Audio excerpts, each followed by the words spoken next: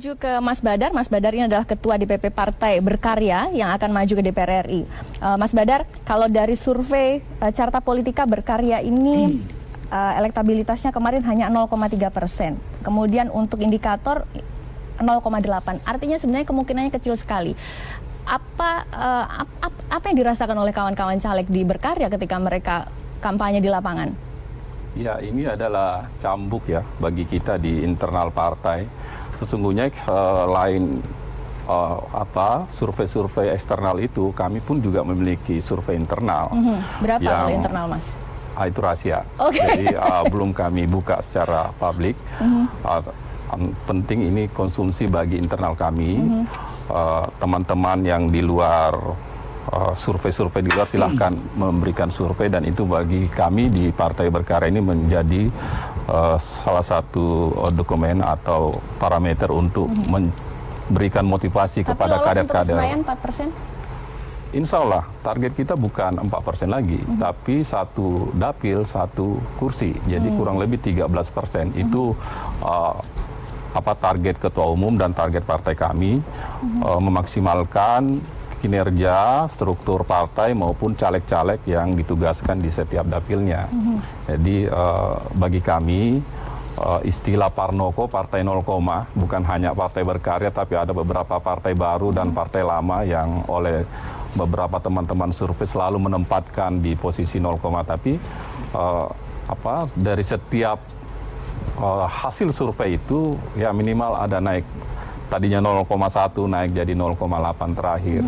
Dan ada juga survei-survei lain yang menempatkan Berkarya sudah di 1, sekian. Tapi belajar dari pemilu 2014, partai-partai yang tadinya beberapa bulan sebelumnya disurvei di posisi tidak masuk dalam parlemen threshold, waktu itu 3, sekian persen, ternyata pada saat pemilu bahkan bisa melampaui partai-partai yang tadi surveinya lebih tinggi. Oke, jangankan memperkenalkan caleg, memperkenalkan partai pasti jadi pekerjaan berat di lapangan. Iya, itu benar kita akui di lapangan seperti itu. Apalagi Anda juga bawa warna kuning yang mengingatkan partai masa lalu. Ya, di masyarakat memang masih ada yang belum bisa membedakan karena sama-sama warna, sama-sama pohon beringin. Ya, itulah salah satu tugas para fungsionaris di lapangan untuk bagaimana memberikan perbedaan antara partai lama dengan partai baru yang sama-sama bernuansa kuning maupun pohon beringin ini. Oke, partai Anda saat ini mendukung oleh pasangan Prabowo Sandi. Ya. Namun Anda bisa dikatakan tidak punya kaitan langsung dengan pasangan tersebut, bukan partai pengusung utama begitu. Ya, apakah ini itu kan, juga? Itu kan aturan undang-undangnya. Partai baru tidak punya hak untuk mengusung, hanya mendukung. Itu pun hak-haknya juga dibatasi, seperti di kertas Pilpres logo partai kita pun tidak tercantum di situ, sehingga ini kan juga di masa-masa kampanye ini kita juga menyampaikan ke masyarakat bahwa posisi partai baru seperti ini, tidak seperti dengan partai-partai yang sudah eksis di 2014, sehingga fokus perhatian kami khususnya di Berkarya ini adalah bagaimana partai ini bisa lolos parlemen threshold dulu, sehingga Pilpres tidak begitu menjadi beban yang berat karena kita hanya sebagai pelengkap. Orientasi Partai Berkarya lebih memenangkan partai atau memenangkan partai, memenangkan caleg. Tapi otomatis juga kita akan berpartisipasi di Pilpres, dalam hal ini mendukung pasangan 02. Tapi itu bukan yang utama yang kami bebankan kepada para caleg-caleg yang bertarung di lapangan. Oke, baik. Saya ke Pak Taslim. Pak Taslim, ada banyak yang mengatakan bahwa pemilu legislatif pada tahun ini membuat partai ogah-ogahan untuk mengkampanyekan pasangan presiden dan calon presiden dan calon wakil presiden, karena mereka harus bekerja ekstra kuat untuk meloloskan dirinya ke Senayan. Tergantung partai mana ya. Tapi kalau Nasdem kan dari awal memang bisa dibilang pendukung utama Pak Jokowi. Dari awal kita sudah prepare, SDM kita sudah bagi. Beberapa orang di DPP memang ditugaskan untuk tidak nyalon seperti saya. Itu untuk memperkuat tim Jokowi. Okay. Saya misalnya masuk dari wakil direktur wakil direktur hukum dan advokasi TKN Jokowi. Jadi memang buat kita kalau mana yang penting, ini sebuah sistem kenegaraan, semua penting. Tapi coba saja ditafsirkan pernyataan Pak Surya Paloh yang menjadi inti briefing beliau beberapa kali secara terbuka kepada kami. Tidak ada artinya kemenangan Nasdem kalau presidennya bukan Jokowi. Saya ulangi, tidak ada artinya kemenangan Nasdem kalau presidennya bukan Jokowi. Begitu pentingnya buat kita Pilpres ini.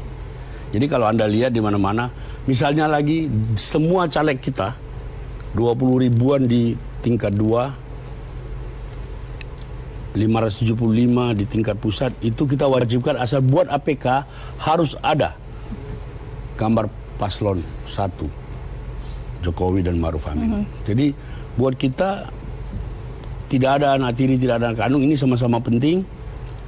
Dan kita bekerja sedemikian rupa karena kita sudah punya pengalaman satu kali, kita bekerja lebih rapi, memanfaatkan semua teknologi, memanfaatkan semua sumber daya, dan kita optimis kita akan mencapai hasil yang memuaskan pada pemilu yang akan datang. Oke, kalau ke Mbak Dian, betulkah bisa dikatakan sekarang di beberapa caleg mereka merasa ogah-ogahan untuk mempromosikan pasangan capres dan cawapresnya karena mereka sekarang harus berusaha kuat untuk memenangkan dirinya dan partainya? Enggak juga ya, kalau misalkan di dapil saya, misalnya di Japus, Jakarta Selatan ini, saya justru berpikir ketika saya turun, kalau misalnya PAN tidak mendukung Prabowo Sandi, waduh saya akan kerepotan menjawab keinginan dari konstituen saya. Karena ketika saya turun di lapangan semuanya menginginkan bahwa presidennya adalah Prabowo Sandi. Dan ketum kita Bapak Zulkifli Hasan juga ketua MPR juga mendukung Mas Sandi berkali-kali juga di Jawa Timur, di Lampung, juga di Kalimantan. Beliau ikut mendukung pasangan Prabowo Sandi ketika turun di lapangan, dan ini sebetulnya membantu bagi kami karena ketika Mas Sandi kan mama ini kan jadi apa ya, kena panik attack begitu melihat Mas Sandi langsung histeris. Ini caleg-caleg yang ada di samping selalu diperkenalkan oleh Mas Sandi. Jadi keutamaan Mas Sandi dan Empok Nur ini di mana-mana begitu melihat, walaupun misalkan saya datang telat atau begitu dia melihat saya langsung, Mbak Dian ini adalah caleg dari Partai PAN, caleg nomor 2, dan dia selalu ingat saya bahwa tagline saya kan 212, caleg nomor 2 dari partai nomor 12 gitu. Oh, okay. Ya, ini caleg ya, ini caleg kita. Jadi begitu saya datang kadang-kadang kan ya kena macet dan lain sebagainya, kalau ya Mas Sandinya yang nunggu Mbak Dian. Iya. Paslon ini kan enaknya kan dikawal dan ada nguing-nguing gitu ya. Jadi ini nggak pernah maju, sementara kita ini karena kita kesulitan. Jadi pernah di suatu ketika di Jakarta Selatan di Cipulir kalau nggak salah, saya kebetulan datang dengan juga caleg dari PAN, diperkenalkan semua satu persatu begitu, dan ini membawa keuntungan bagi kami, terutama bagi saya yang baru pertama kali. Kebetulan juga caleg lainnya juga baru pertama. Saya pikir mungkin ada perbedaan, ini membawa suasana baru bagi kami gitu. Mbak Dian mungkin bisa bertestimoni seperti itu karena Mbak Dian punya hubungan dengan pasangan calon presiden dan calon wakil presiden yang Anda usung. Lalu bagaimana dengan nasib caleg-caleg yang mungkin tidak punya hubungan sedekat Anda? Apakah mereka juga bisa mengekor bisa disebut kotel efek dari popularitas pasangan capres dan cawapres itu? Tetap bersama kami di Ruang Demokrasi.